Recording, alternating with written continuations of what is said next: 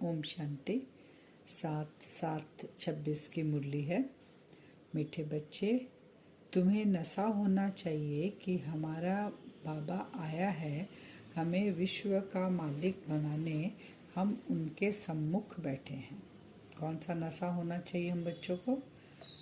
कि हमारा बाबा शिव बाबा आया हुआ है, हमारे सम्मुख बैठा है बाबा और हमें विश्व का मालिक बना रहा है। प्रश्न है, कर्मों की गति को जानने वाले कौन सा पुरुषार्थ अवश्य करेंगे? क्या है कर्मों की गति? अगर वो जान जाएंगे तो हम पुरुषार्थ जरूर करेंगे। उत्तर है याद में रहने का, क्योंकि उन्हें पता है कि याद से ही पुराने हिसाब किताब चुकतू होने हैं। हम बच्चों को पता है ना, बाबा ने बताया ना कि हिसाब किताब तुम्हारे कैसे चुकतू होंगे? याद से। वे जानते हैं कि आत्मा अगर पुराने हिसाब किताब कर्म भोग चुकतू नहीं करेगी तो उसे सजाएं खानी पड़ेगी।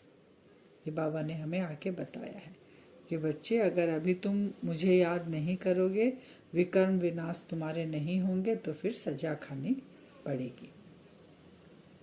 फिर और पद भी भ्रष्ट हो जाएगा। सजाए खाएंगे तो फिर पद कैसा मिलेगा? बाबा कहते हैं ना, पाई पैसे का पद मिलेगा। पुनर्जन्म भी ऐसा ही होगा हमारा। अभी बाबा सम्मुख बैठा है, याद से विकर्म विनाश नहीं करेंगे तो सजा खाएंगे, कर्म भोग भी चुकतू नहीं होगा, पद भी भ्रष्ट हो जाएगा हमारा। ओम शांति। बच्चों को अपार खुशी का पारा चढ़ता है जब देखते हो बाप दादा सम्मुख आए हैं, और यह भी बच्चे जानते हैं कि 5000 वर्ष बाद फिर से शिव बाबा ब्रह्मा तन में आया हुआ है। क्या करने? बच्चों को यह नशा चढ़ा हुआ है। सब बच्चे जानते हैं कि स्वर्ग का मालिक बनाने बाप आया हुआ है, हमको लायक बना रहे हैं। बाबा क्यों आते हैं हर 5000 साल बाद?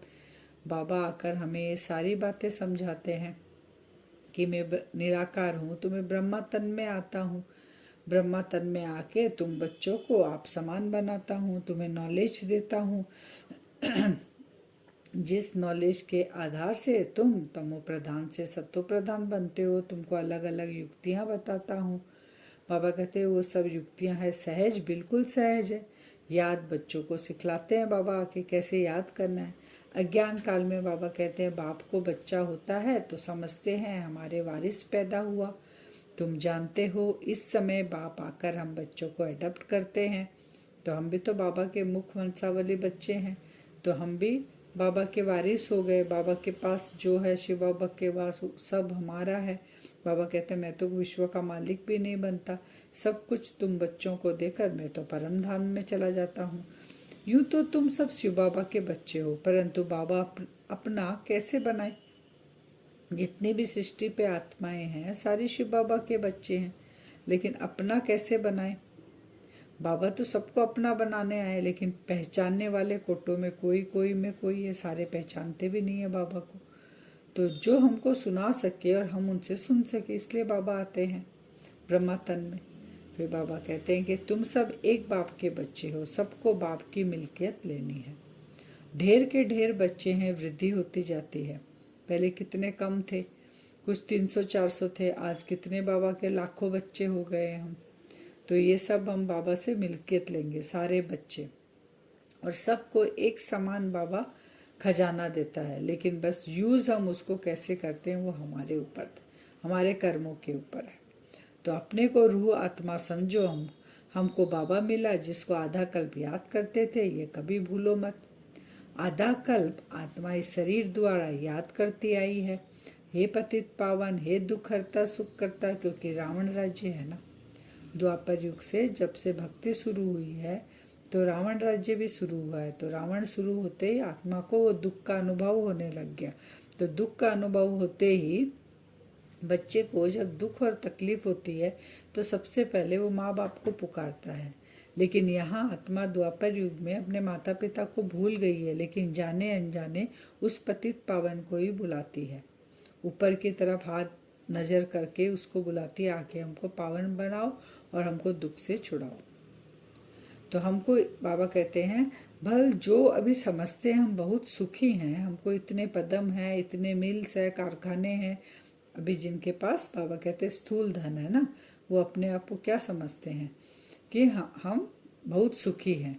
तो बाबा कहते हैं अंत में तो बहुत त्राही करने लग पड़ेंगे, क्योंकि दुख के पहाड़ गिरेंगे, इतनी सारी मिलकर सेकंड में खलास हो जाएगी। देखते हैं ना, नेचुरल कैलेमिटीज आती है, इतने बड़े बड़े महल जैसे घर नीचे ताश के पत्तों के जैसे गिर जाते हैं, सुनामी आती है, पानी पूरा बहा कर ले जाता है। तो वही बाबा कह रहे पहाड़ तो गिरने हैं दुखों के, ये मिल्कियत खलास हो जाएगी। बाप से तुमको सेकंड में वर्षा मिलता है, कहते हैं तुमको सेकंड में स्वर्ग की बादशाही देता हूँ। यह पुरानी दुनिया खत्म हो जाएगी, लड़ाइयाँ लगेगी, नेचुरल कैलेमिटीज होगी, सफाई तो चाहिए ना, ये सब होगा तभी सफाई होगी, तभी सत्युगी दुनिया आएगी। तो तुम्हारी आत्मा भी अब पवित्र बन रही है। कैसे बन रही है हमारी आत्मा पवित्र?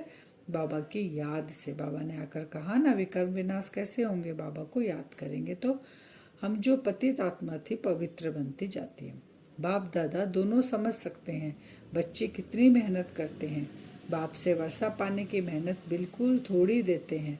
अपने को आत्मा समझ बाप को याद करो। बाबा क्या मेहनत दे रहे हैं। बाबा आकर बस हम बच्चों को एक ही बात बोलते हैं कि बच्चे खुद को आत्मा समझकर मुझे याद करो, ताकि तुमको सजाओं से तुम बच सको और तुमको ऊंच पद मिले। वह रूहानी बाप है निराकार, हम आत्माएं उनको बुलाते हैं ना। बाप कहते हैं तुम्हारी आत्मा जो पतित है वो पावन कैसे बने? पतित पावन तो एक बाप है ना। बाबा कहते पावन बनेगी कैसे तुम्हारी आत्मा? द्वापर युग से पुकार रही है, कोई भी देहधारी, कोई भी साधु सन्यासी, कोई भी ऋषि मुनि पावन नहीं बना सके, क्योंकि वो खुद भी भगवान को पुकार रहे हैं। तो बाप कहते हैं पानी में स्नान करते आए हैं द्वापर युग से अभी कलयुग एंड तक, तभी भी हमारे पाप नहीं धुलाई हुए और पाप आत्मा के ऊपर चढ़ते ही जा रहे हैं। तो गंगा स्नान बहुत करते हैं फिर भी पतित क्यों है? रात दिन यही धुन लगाते रहते हैं, पतित पावन सीताराम गाते हैं ना हम जब पूजा करते हैं। तो सीताराम अर्थात सब जो भक्तियां हैं अथवा सीताएं हैं, सबका रक्षक एक राम परमपिता परमात्मा है। इसलिए आत्मा जाने अनजाने उस सीताराम को पुकारती है। सीता है हम आत्माएं जो रावण के चंगुल में है, हमारा राम निराकार हमें आकर छुड़ाता है। वह जब आए तब आकर पावन बनाए, कौन से? निराकार राम। तो अब बाप कहते हैं मेरी श्रीमत पर तुमको चलना है और किसी की मत पर न चलो। बाबा 5000 साल में अपनी मत देने के लिए नहीं आते हैं, बाबा लास्ट में ही आते हैं संगम पर, जब परिवर्तन का समय होता है तब कहते मत पर चलो। वह तो समझते हैं भक्ति से भगवान मिलेंगे, जबकि भक्ति से भगवान मिलेंगे तो ऐसे क्यों कहते कि भक्तों की रक्षा करने आएंगे? अब भगवान मिल गया भक्ति से तो फिर रक्षा क्यों मांग रहे हैं?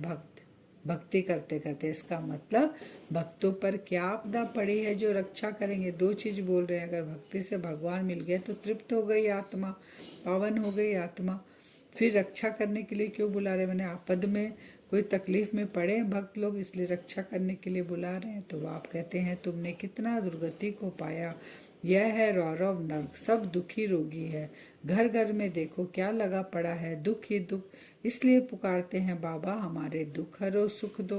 भारत में ही सदा सुख था, अब दुख है, भारत की बात है और खंड तो है ही अलग। बाबा कहते हैं सारी बातें किसकी है? भारत की बात है।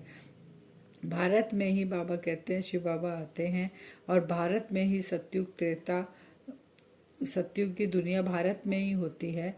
और देव बाबा कहते हैं कि 5000 साल में आत्मा 84 जन्म लेती है। जो देवकुल की आत्माएं हैं वो पूरा 84 जन्म लेती है और सत्युग से आती है, और धीरे धीरे वो देवकुल की आत्मा 84, 83, 82 माने ऐसे कुछ जन्म कम लेती है, लेकिन 60 जन्म भी लेने वाली है, 40 जन्म भी लेने, वो सब द्वापर में जो आत्माएं आएंगी उनका जन्म कम होते जाएगा।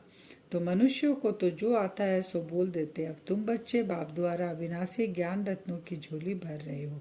कौन सी झोली भर रहे हैं हम? ज्ञान रत्नों की। ये ज्ञान रतन ही हमको पदमा पदम भाग्यशाली बनाएंगे भविष्य में। रतन तो बहुत वैल्यूबल है, बाप समझाते भी बहुत सहज है। बाप कहते हैं तुम बुलाते आए हो पतित पावन, आके हमें पावन बनाओ, तो बाप आए हैं। अब तुम समझते हो हम पावन बनेंगे तो स्वर्ग के मालिक बने।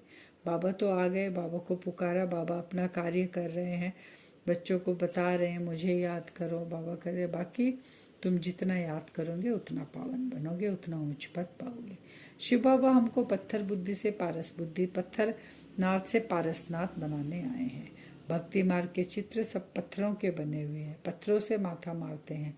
बाप कहते हैं तुम भल कितनी भी मेहनत करो फायदा कुछ नहीं होना है। बाबा ने कह दिया तुम कितनी मेहनत कर रहे थे, क्योंकि तुम खुद पत्थर बुद्धि थे और पत्थरों की पूजा कर रहे थे, तो तुमको कुछ फायदा नहीं हुआ। अब हम पत्थर बुद्धि को पारस बुद्धि बनाने के लिए पारसनाथ आया है, उससे हम भी क्या हो जाएंगे, पारसनाथ बन जाएंगे। पर फिर बाबा कहते हैं तुम बल कितनी भी मेहनत करो फायदा कुछ नहीं हुआ था तुमको। क्या करते थे, देवी के मंदिर के आगे जाके बलि चढ़ाते थे, तो बाबा बोलते उससे क्या होता था, कुछ समय के लिए थोड़ा दीदार हो जाता था, प्राप्ति तो कुछ नहीं होती थी। तो पतित पावन बाप आते एक बार संगम पर ही। सतयुग में तो भक्ति मार्ग की बात होती ही नहीं, बाबा कहते हैं सतयुग में तो भक्ति होती ही नहीं, भक्ति शुरू होती है द्वापर युग में। फिर बाप कहते हैं तुम कितने सुधरे हुए थे, जब देवता थे तो सुधरेले थे, अभी तुम पत्थर बुद्धि बन गए हो। जब देवता थे तो सोने हीरे जवाहरात के महल में तुम रहते थे, अब तुम कितने दुखी बन पड़े हो। फिर बाबा कहते हैं तुम असूल में दुखी बन पड़े हो, अपने धर्म को भूल गए हो तो हिंदू कहने लग गए हैं। बाकी सबका धर्म एक ही होता है। मुसलमानों का बाबा कहते हैं मुस्लिम धर्म होता है, क्रिश्चियन का क्रिश्चियन धर्म चलता आया है। बाबा झाड़ के बारे में कहते हैं कि झाड़ है, झाड़ में तुम कहाँ बैठे हो। बाबा कहते तुम नीचे ब्राह्मण बैठे हो और ऊपर में ब्रह्मा खड़ा हुआ है। अभी झाड़ बहुत अच्छी तरह से बाबा समझा रहे हैं, तुम तपस्या राजयोगी तपस्या कर रहे हो, तुम्हारा ही यादगार खड़ा है दिलवाड़ा मंदिर में, सतयुगी दिखाया गया है, तुम्हारा यादगार दिखाया गया है, तपस्या मुहूर्त दिखाया गया है तुम्हारा। तो बाबा कहते हैं स्वर्ग की स्थापना अभी हो रही है। बाप ने तुमको बहुत धनवान बनाया था, तो तुम ही फिर उनका मंदिर बनाते हो। शिव का मंदिर एक नहीं बनाते हैं, सब बनाते हैं, यथा योग्य यथा शक्ति। शिव का मंदिर सभी बनाते हैं, क्योंकि वो हमारा पिता है। आत्मा द्वापर युग में उनका स्थूल रूप में मंदिर बनाते हैं। फिर कहते हैं कृष्ण गऊ संभालते थे, राजाएं गऊ संभालते हैं क्या। कृष्ण क्या था, सतयुग में प्रिंस थे, तो वो थोड़ी गऊ संभालेंगे, ऐसी बात नहीं है। सतयुग में गौएं जो होती है बहुत फर्स्ट क्लास होती है, उनको कामधेनु कहा जाता है। जगदम्बा सरस्वती भी कामधेनु है। कामधेनु माने सबकी मनोकामना पूर्ण करने वाली, 21 जन्म के लिए सबकी मनोकामना पूर्ण करते तो कामधेनु है। तो बाबा कहते नाम फिर गऊ पर रख दिया है। माँ जगदम्बा सबकी मनोकामना पूर्ण करती है तो उनका गऊ का नाम रख दिया। राजाओं के घर में बड़ी फर्स्ट क्लास गायें होती है, जबकि यहाँ भी राजाओं के पास ऐसी अच्छी है, तो स्वर्ग में कैसी सुंदर होगी। बाबा अभी की बोल रहे हैं, अभी इतनी अच्छी गायें राजाएं रखते तो स्वर्ग में कितनी फर्स्ट क्लास होगी। तुम भी पतित से ऐसा पावन फरिश्ता बनना है, जैसे ब्रह्मा बाबा बने हैं फरिश्ता, हमें भी वैसा ही बनना है। सतयुगी देवताओं को डिट्टी कहते हैं, सूक्ष्म वतनवासी है फरिश्ता। हम अभी क्या बनने जा रहे हैं, अभी हम फरिश्ता सो देवता बनने जा रहे हैं। आज का वरदान है याद की सर्च लाइट द्वारा वायुमंडल बनाने वाले विजयी रतन भव। वायुमंडल कैसे बनेगा, विजयी कैसे होंगे। वायुमंडल में सेवा करने के पहले हमें वहाँ पर याद की सर्च लाइट माने मनसा सेवा से वो सर्च लाइट फैलानी है, तो वैसा वाइब्रेशन वहाँ फैलेगा और हम विजयी रत्न बन जाएंगे। सर्विसेबल आत्माओं के मस्तक पर विजय का तिलक लगा हुआ है ही, लेकिन जिस स्थान की सर्विस करनी है उस स्थान पर पहले से ही सर्च लाइट की रोशनी डालनी चाहिए। याद की सर्च लाइट से ऐसा वायुमंडल बन जाएगा जो अनेक आत्माएं सहज समीप आ जाएगी। फिर कम समय में सफलता 1000 गुना होगी। इसके लिए दृढ़ संकल्प करो कि हम विजयी रत्न हैं, तो हर कर्म में विजयी समाई हुई है। कोई भी कार्य करने के पहले मनसा से वहाँ सर्च लाइट देंगे। स्लोगन, जो सेवा स्वयं को व दूसरे को डिस्टर्ब करे वो सेवा नहीं बोझ है। सेवा किसको कहते हैं, जिससे खुद भी निमित्त बने और दूसरे को भी वो हल्कापन महसूस हो, वो है सेवा। अगर डिस्टर्ब हो रहे हैं तो वो बोझ है। ज्वाला स्वरूप स्थिति में रह शक्तिशाली याद का अनुभव करो। अव्यक्त सारे ज्वाला रूप बनने के लिए यही धुन सदा रहे कि अब वापस घर जाना है। जाना है अर्थात उपराम। जब अपने निराकारी घर जाना है तो वैसा अपना वेश बनाना है, तो जाना है और सबको वापस ले जाना है।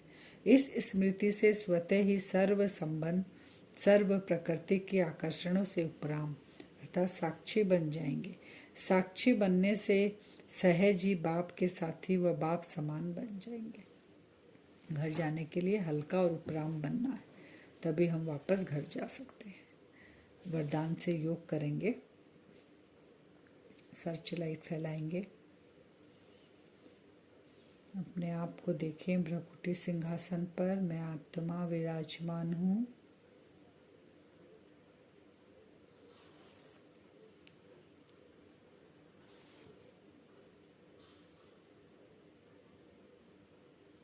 परम धाम से सफ़ेद रंग की लाइट मुझ आत्मा के ऊपर पड़ रही है, विजुअलाइज करें।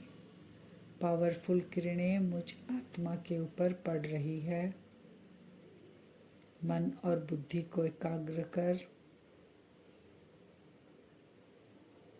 बाबा की याद से विजुअलाइज करेंगे। हॉस्पिटल, जितने भी हॉस्पिटल है विश्व में, उनको विजुअलाइज करेंगे।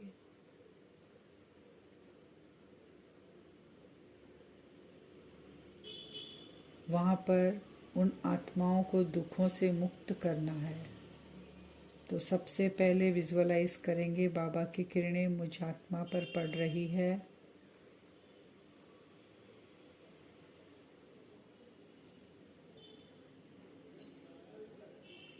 और ये जो पावरफुल किरणें हैं, मन और बुद्धि को एकाग्र कर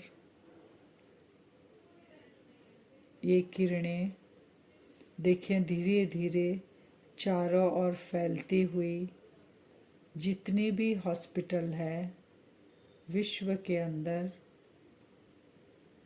ये सफ़ेद रंग की किरणें वहाँ पहुँच रही है।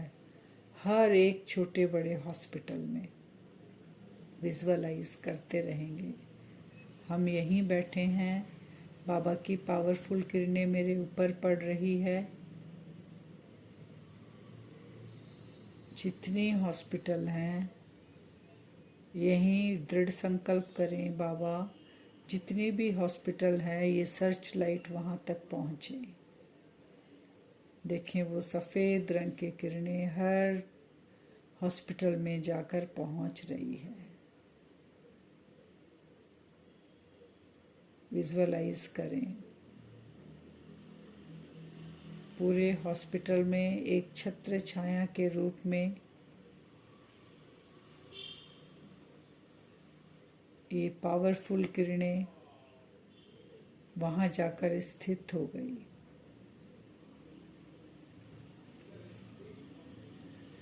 मनसा से सेवा करेंगे सभी आत्माओं का। एक पावरफुल संकल्प देंगे उन आत्माओं को, हे आत्माएं, आप सबका पिता आपकी रक्षा करने रक्षक बनकर आया है, जिसको आप 63 जन्म से पुकार रहे थे। आपके दुख को हरण करने के लिए आए हैं। सभी आत्माओं को ये पावरफुल संकल्प टच कर रहा है। सभी को एक सफ़ेद रंग की किरणें दिखाई दे रही हैं। सब अपनी बीमारियों से मुक्त हो रहे हैं। जितने भी आत्माएं वहाँ पर हैं हॉस्पिटल में, सबको ये सफ़ेद रंग की किरणें टच कर रही है। सब अनुभव कर रहे हैं कि हमारी बीमारी धीरे धीरे ख़त्म हो रही है। सभी आत्माएं स्वस्थ हो रही हैं, मन और बुद्धि से और स्थूल शरीर से। सबकी नज़र बाबा की ये पावरफुल किरणों के ऊपर पड़ी। सबके मन से एक ही संकल्प निकल रहा है, हमारा रक्षक हमारा बाबा आ गया। सारी आत्माएं मुक्त हो रही हैं अपनी पीड़ा से।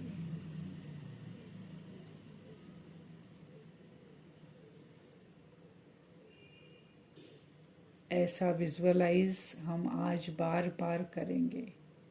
एक एक स्थान को लेंगे, कभी हॉस्पिटल में, कहीं नेचुरल कैलेमिटीज़ हो गई, आत्माएं वहाँ फंसी हैं, वहाँ सर्च लाइट डालेंगे और उनको मुक्त करेंगे।